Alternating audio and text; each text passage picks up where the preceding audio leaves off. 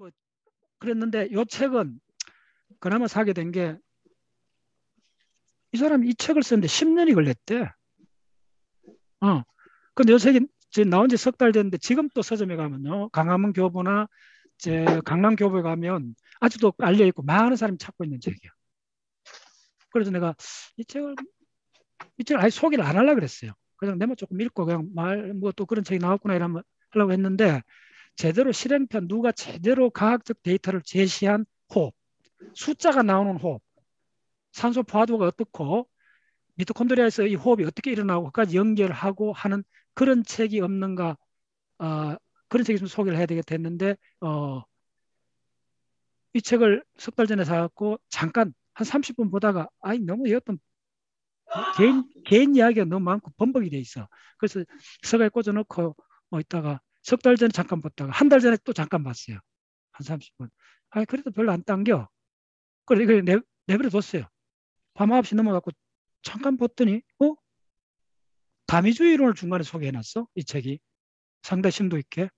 음, 그럼 이 사람 그렇네. 다시 서문 다시 봤더니 네, 10년이 걸렸고 결정적으로 이 책을 소개하기를 잘했다 하는 딱 단서가 드러났어요.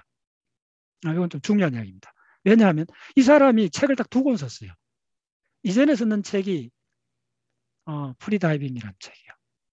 그 책 번역돼 나왔어요. 꼭 한번 사보세요. 프리다이빙을 프리다이빙을 직접 하는 사람이고 프리다이빙 책을 써갖고 굉장히 센세이션을 일으켰어요. 그 책도. 그래갖고 그럼 내가 왜 프리다이빙에 대해서 관심을 갖게 됐냐면 프리다이빙이라는 단어도 내가 한 6개월도 안 됐어요. 그것도 한 3, 4개월 전에 아침 신문을 보다 보니까네 우리나라 젊은 사람인데 프리다이빙 한 그 소감을 굉장히 길게 적어놨더라고요. 그래, 야, 이런 극단적인 체험을 저렇게 하는 사람도 있구나. 호흡을 저렇게 참을 수 있나? 참 묘하다. 언제 한번 시간 나면 저걸 한번 조사를 해봐야 되겠네 하면서 그리고 잊어버렸어요. 그런데 호흡에 대해서 딴지 안 걸고 명확한 데이터가 있는 상황이 프리다이빙이야. 왜냐하면 실험 조건이 같으니까요.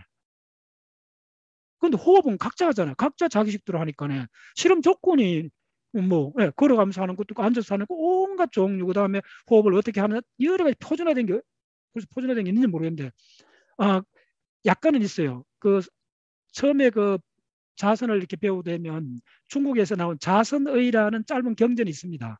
그 자선 처음 하는 사람은 그한 페이지밖에 안 되는 그 경전에 뭐 입은 어떻게 다물고 입천장은 위에 대고 뭐 이빨은 딱 맞추고 그거 딱 해요. 그거 내놓고는 표준화된 뭐가 없어요. 근데 과학은 표준화가 돼요. 모든 사람이 그 실험 조건에 동의를 해줘야 돼요. 실험 조건에 따라서 결과가 다 다르니까. 그래서 이 과학이 왜 위대하냐면 바로 그 점이에요. 근데 호흡에서 그 조건을 딱 맞춘 게 프리다이빙이에요.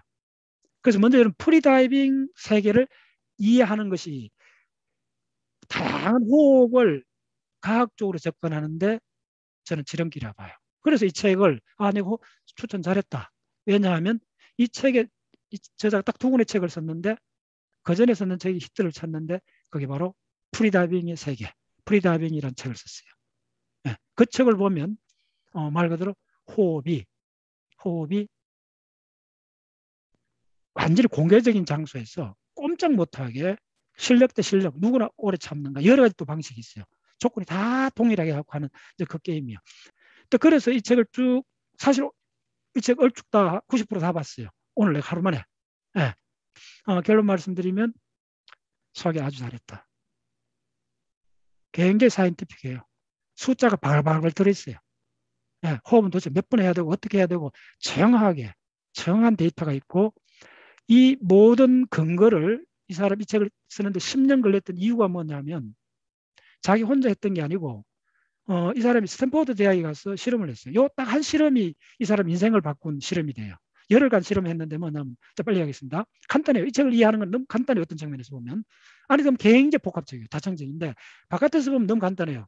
이 사람이 스탠포드 대학에 가서 열흘 동안 자청했던 실험은 뭐냐 하면 딱 하나예요. 입으로만 호흡하기.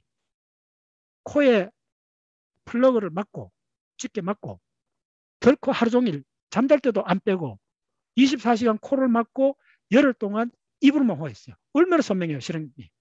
잡티가 없잖아요. 해석 여지가 없잖아요. 딱 조건 하나야.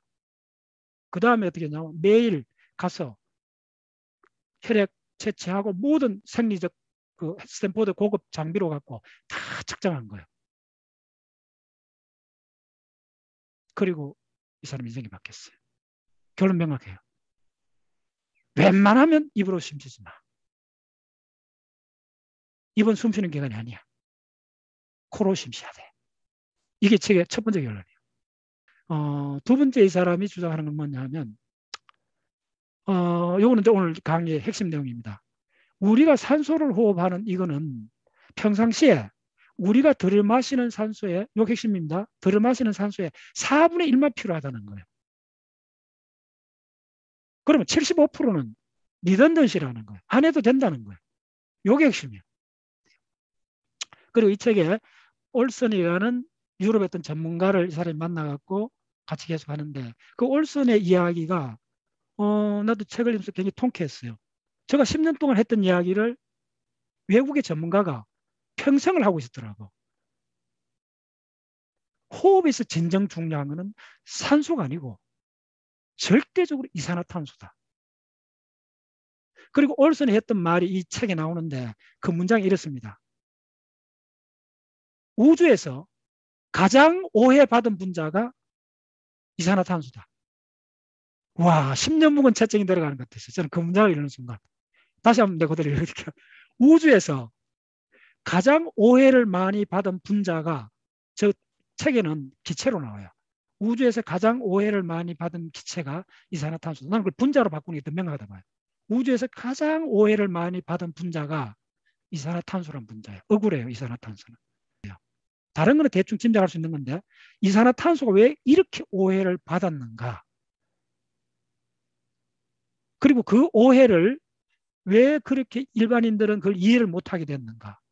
그걸 정확히 이해하시려면 박문호 박사, 제가 썼는 생명은 어떻게 작동하는가 그걸 적어도 한 2번 완독하셔야 됩니다. 그 책은 이산화탄소가 어떻게 억울하게 오해를 받았는가에 대한 저 개인의 토로입니다. 예. 그래서 이 책을 읽으면서 제가 속이 우려냈어요. 속이 잘했다.